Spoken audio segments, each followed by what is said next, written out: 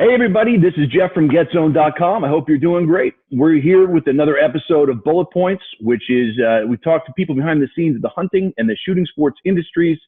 And today we're really excited to have a guest here who we know well, who's worked with us for a while, Sootch.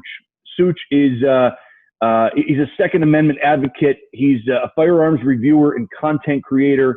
He's worked with a lot of different media outlets before he came to work with us in 2018 at GetZone.com. He's got a really fascinating background. He's a baker, which we'll learn a little bit more about. Can't wait for that. He's also been publishing video reviews since 2008. He now has over 1 million followers on social media, with people engaged in his content regularly. He also creates survival, prepper, and self-defense content under the Sensible Prepper title. Sootch is a man of faith and conviction. He's also one of the nicest guys you'll ever want to meet. So with all that said, with all the build-up, Sootch, hey, welcome to the show. Welcome to Bullet Points. Thanks, Jeff. It's great to be here. So I want to talk a little bit about your background. First of all, I think, a lot of people know you. They know your channels. You've got 1 million+ followers on YouTube and across social, so you've done a great job on that over the long haul here. But I want to start, if we can, just with your background. I noticed in your bio, there's something about a bakery on there. So I want to start there. How do you get from baking to, the background that you have there in guns? Well, a lot of people ask first if I'm former law enforcement or military, and I wasn't, neither one. But my family were jewelers. We used to do handcrafted jewelry. My dad still does, and did that for years. And then went to work for a buddy of mine who owned a bakery, and we traveled all over the country. I mean, and actually he won some major awards for best cookie in America. And then we actually made the world's largest cookie. Wow. How big is that? It's 102 feet in diameter. Wow. It was huge. It's in the Guinness Book of World Records. Wow. And yeah, so it was chocolate chip cookie. What kind of cookie? Yes. Oh yeah. Chocolate chip. It was 2,000 pounds of chocolate chips. Oh my goodness.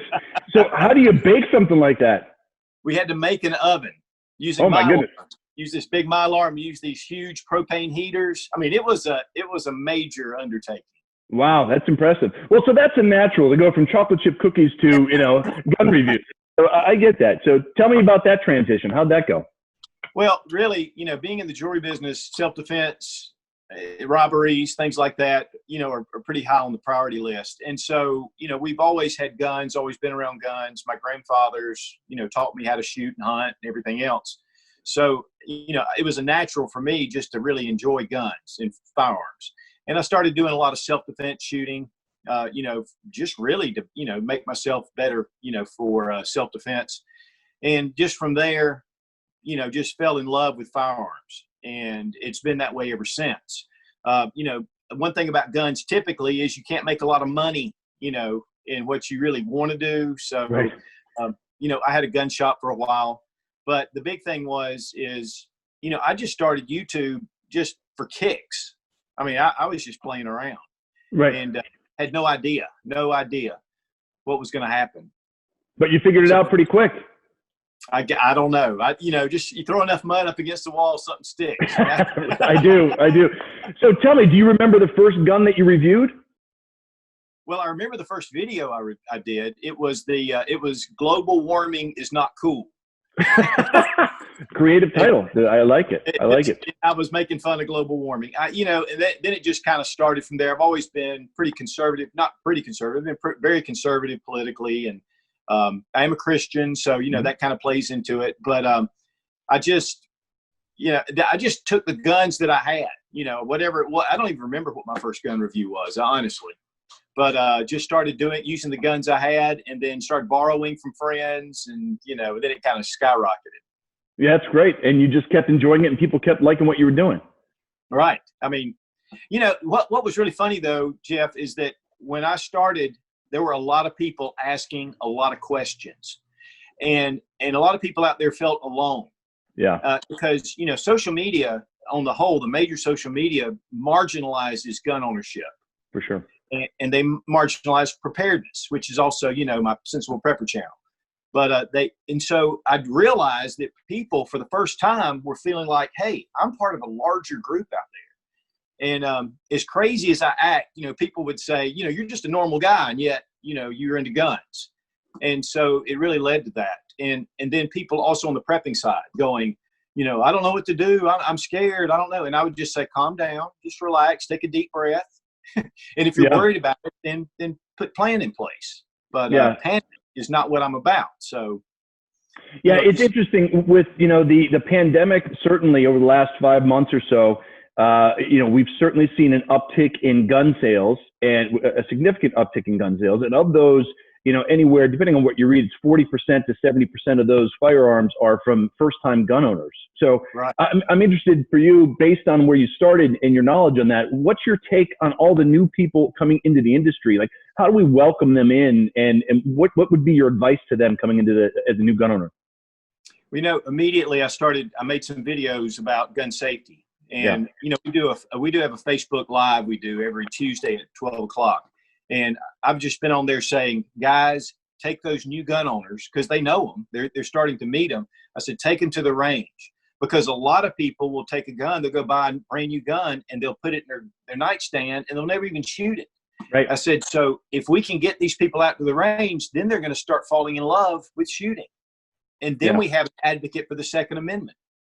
Yeah. And so, that's the big thing, and really reaching out and being a voice is so big right now, because, we're really turning people around. I mean, people are coming to see gun videos, and then they're going, oh, wow. I mean, they're stumbling across them, and then all of a sudden they're buying a gun. They get their CWP. So, it's a transitional step, but they've got to take that step. And I think that's where us gun owners can come in and take those people out to the range. It's interesting. We as an industry have not been the most welcoming people. And I think it's because we kind of keep to ourselves and keep to our own. And now initially when we saw new people coming into the industry, I think some people were kind of like, oh, these people, we've been talking about them forever. And, now they're finally coming to us, like, forget it. And a lot of people just kept them out. But it seems to be that the tides have changed, and they're now, most people are welcoming. They want to take people to the range. They want to make sure if you've got a new gun or guns, that you're safe, you know how to use it, you know how to shoot it, you're going to the range, you're safe for yourself, you're safe for your family. Right. And they're looking for information. Yeah. And that's the great thing, like Get Zone specifically, because, we had these major media sources that are kind of suppressing us. But, when you're out there and we're able to just post what is lawful and legal, but we can post that, we can get it out there. And it really makes an impact on me to know that Get Zone is out there. And not just to plug you, but it really does mean a lot. I appreciate that. With a lot of backup. I mean, you've got a lot of sponsor support through the industry. They respect you. I appreciate that. And that's a big thing. Honestly, when you contacted me to help me to get those videos that I had no place to put, that saved us. I mean, it really did.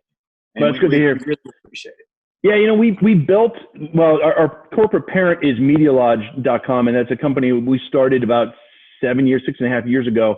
We launched Get Zone shortly thereafter with the intention of that. We said, look, it's a video platform. We know that big media is not going to support us. We know that the big digital companies are not going to support us. We didn't want to be dependent on the Facebooks of the world and the Twitters and everybody else. We wanted to build our own platform, and it's really built organically. So we're really happy about it. So, likewise, I appreciate you being on the platform and bringing all the value that you do. So that's been great for us. But what's your favorite thing to shoot? You probably get that question all the time. And favorite thing to review? Is there an answer to that question? Well, the thing is, I just love firearms. I love the art, the engineering, the design. I mean, there's so much about it, aside from just going out and shooting and then putting in that self-defense part. But really, I really like old vintage military firearms. Yeah. And maybe from, really closer to World War II and beyond. I really enjoy getting those out. And then a lot of times there's a lot of surplus firearms coming in. But, the big thing is this is what I've been saying, and I've said this for a number of years now. We live in the golden age of firearms. And, somebody will say, well, what should I buy, for a 9mm striker fire pistol? And I kind of laugh. I said, man, there are so many choices. You can get your preference down to perfection. So, when I do it, it's not like when I see a new striker fire pistol introduced, I go, great. That's just another option for us. Yeah. And, and it's going to help someone. But, over the years, I've noticed that a lot of people are buying guns more and more for collectability on top of their standard firearms. Yeah. Which builds the industry, which gives us more money to be able to fight, anti-gun legislation. But the AR-15 is probably that. I enjoy that as much as anything, getting that out to the range. Yeah. And, so as far as just a rifle, but now I love a lot of different ones. It's hard to pick one. And you talk about the just advancements in firearms, and while they're hundreds of years old in terms of technology, the reality is the engineering today on some of these firearms and the accessories that go with them are just phenomenal. I mean, you can put them through the ringer from almost any company, from polymers to everything. It's just they're lightweight, they're durable, they're fun to shoot, they're reliable. So it's good to see just the engineering in the industry and how far that's come as well. So across everything, across rifles, shotguns, pistols. I mean, it's amazing to me to see what happens. So well, and I think that the internet and forums and YouTube videos, it is kind of holds these companies a little bit accountable. Right. Because before they might have had some issues and they could kind of push their way through a little bit. Now everybody knows it, and so they have to step it up. Yeah. And any company can have an issue. That's like, well, I'll give you an example. Taurus has never been really one of my favorites. I mean, just because I'm kind of a snob a little bit, I really want this. I'm like, oh, this price is here. So it's funny, over the past 5 years, Taurus has really stepped up their game. Yep. And some of their new firearms they're just excellent. They match anything out there. That's so, terrific. That's the kind of stuff I think that, it pushes them to excel more. Well, we talked about, new people coming into the industry, new shooters, first-time gun owners, and I think a lot of people, you probably saw this as a gun shop owner at one point in running a gun shop. People walk in, they're not sure what to ask. They're a little intimidated because they don't want to sound stupid like anything else. What kind of questions do you see people asking you generally? And I mean, I'm so grateful that your content is out there, because I think you talk to people in a really calm, collected way, non-judgmental. You're very kind of everyman, and people respond to that. But what do you see them asking you generally when you see them in the streets, when you see them at SHOT Show, whatever? What are they asking you? Well, a lot of people do ask, what kind of firearm. One of the first things I tell them is go to a well-stocked gun shop and get a few handguns. If you're looking for, let's say, a 9mm handgun, and get 2 or 3 out that you want to feel, see the grip, check them out, just look them over, and because it has a lot to do with once you put it in your hand, whether you're going to buy that or not. I said, but then secondly, you need to go and shoot that gun. So I try not to give people a direct, this is what you need, because there's so many different things. It's like this with Glock. I carry a Glock, and I've been shooting Glocks since they came out. I mean, I love them. And I said, it's not necessarily the best firearm out there, but I've invested hundreds of thousands of rounds through them. So for me to pick up a Glock, it's like going home. Right. But if I pick up a VP9 or a Smith & Wesson 2.0, I'm like, that feels really good. It feels great. Right.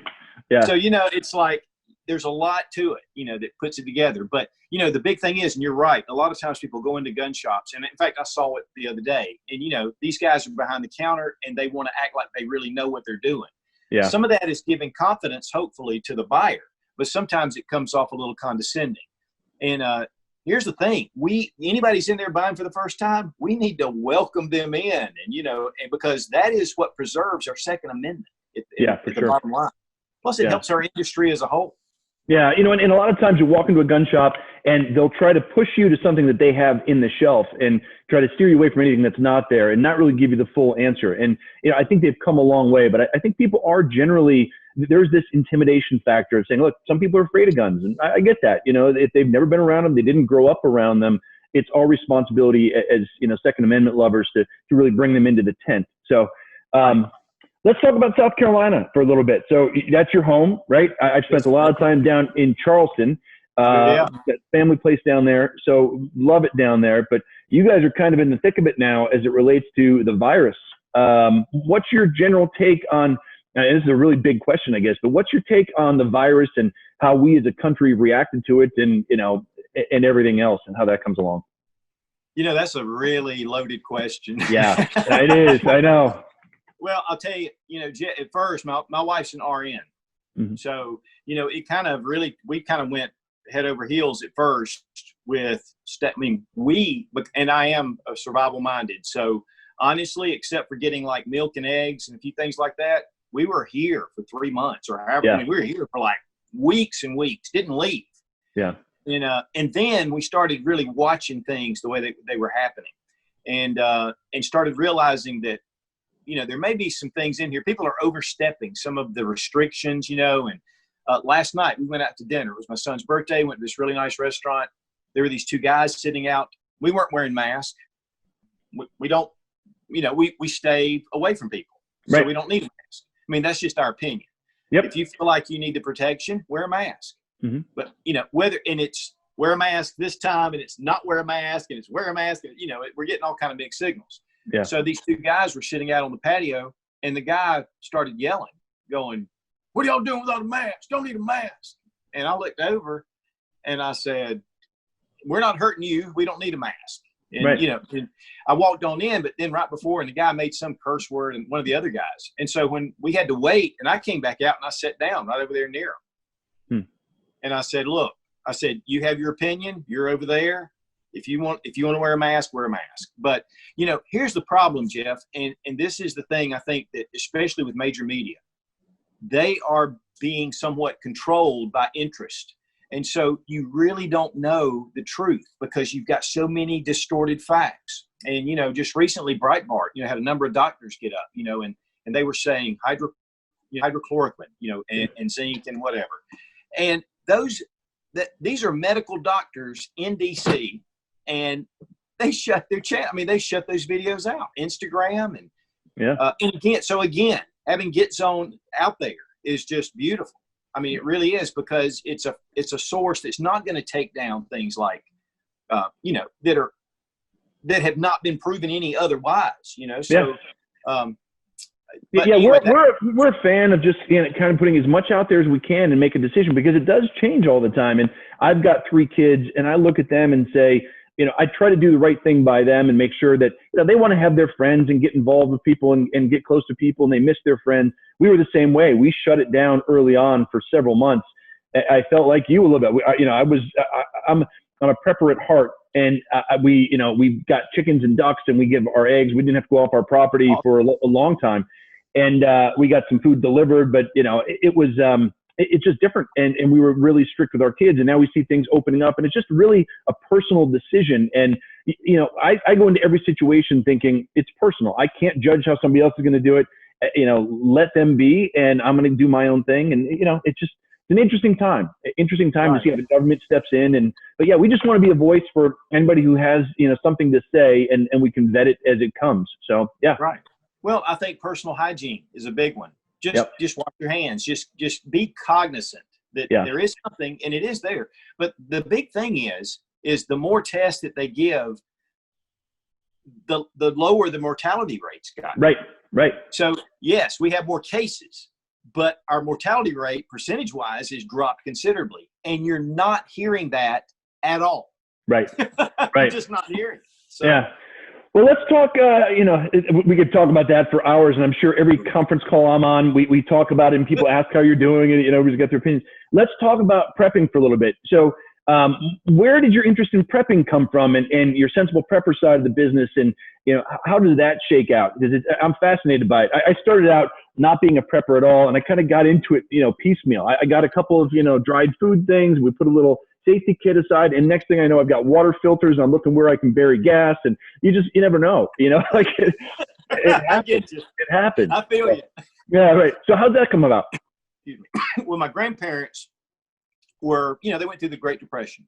Yeah. So my grandfather had a farm. I mean, we'd spend summers there. We'd garden. We canned a lot of food. We went fishing. We went hunting. We did a lot of that. And so I didn't even realize it at the time that my grandfather was like one of the original preppers, Right. They were putting stuff back, and they never made a big deal about it, but they just did. And so it kind of instilled that. The other side of my family, my grandfather was a Baptist minister. And so my grandmother was big on Revelation. Okay. So you got this depression, and you got, Revelation. Right. There is no wonder I'm where I am. Now, so so the thing is at first it was funny because, and so during that time, watching a lot of the political things going on, and I just like living, through the Clinton years, through the Obama years, just kind of watching and going, there's some crazy stuff going on out there. We're just going to start doing some things. And that's the thing about Sensible Prepper, because I was actually invited to be on the pilot episode of Doomsday Preppers. Oh, were you? I turned it down because I said, that's not me. I'm not building a bunker. Yeah. But I do a lot, but I'm not building a bunker. And so, anyway, when I first started my Sootch channel, it was actually Fun Gun Reviews and Sensible Survival. That was the name of it. Well, so many people would come to my channel and they would say, where you got all this? I thought this was a gun channel. Why have you got all this survival stuff? And, and this is, like you said, early on, it wasn't on the radar. And then all of a sudden things started, you might have watched Doomsday Preppers and went, they're crazy, but they're onto something a little bit, anyway. And I think that really was the turning point for a lot of people. But it was funny because we just, now I've lost my train. Okay. So anyway, I decided that I thought, well, you know what? I need to start a channel just for prepping. And I'll just do that. It was the best move I ever made because my gun channel wouldn't have grown as big as it has if I'd had that combination. Right. And yet my Sensible Prepper channel is it's a monster all on its own. Yeah. But, this is the thing. This is my mission. This is my mission between the two channels is, number one, is that I hope to inspire people to take self-defense as their own personal responsibility. It's not police. It's not the military. It's not your government. You are your first responder, and it's up to you to defend yourself. Number two, that you need to be prepared. And I'm not saying how much you need to be prepared, but you need to have some basic self-reliance.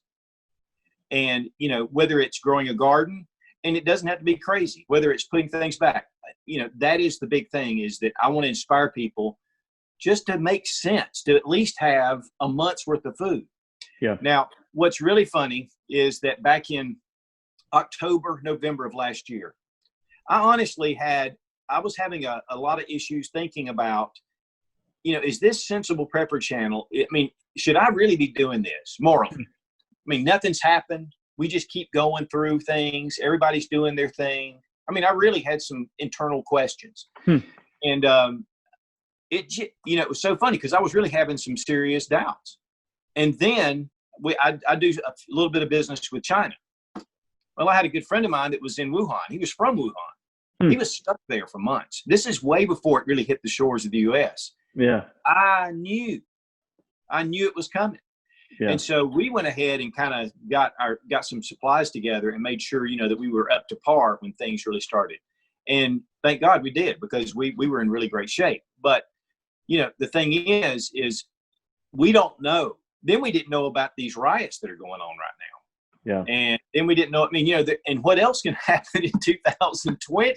Come on, Right. So, it doesn't hurt anything to be somewhat prepared.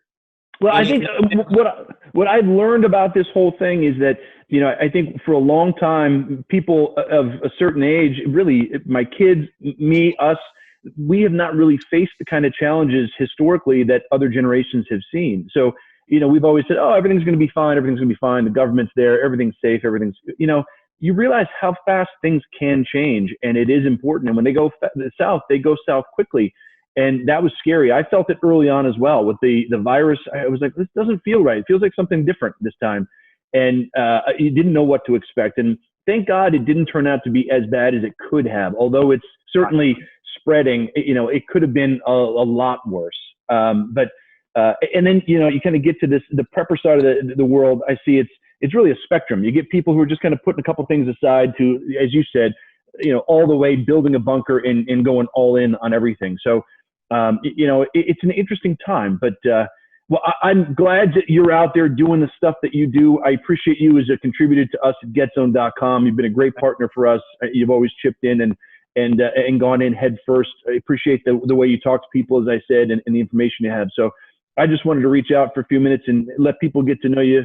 You're talking about guns all the time, but I want to make sure they know you as a human being and as a man. So I appreciate you spending a couple minutes with us. Well, Jeff, it's been a real pleasure, and it's been great again to work with Get Zone. And I'll tell you, guy, really, honestly, with the way social media, and they will shut us completely out sooner or later with the major group.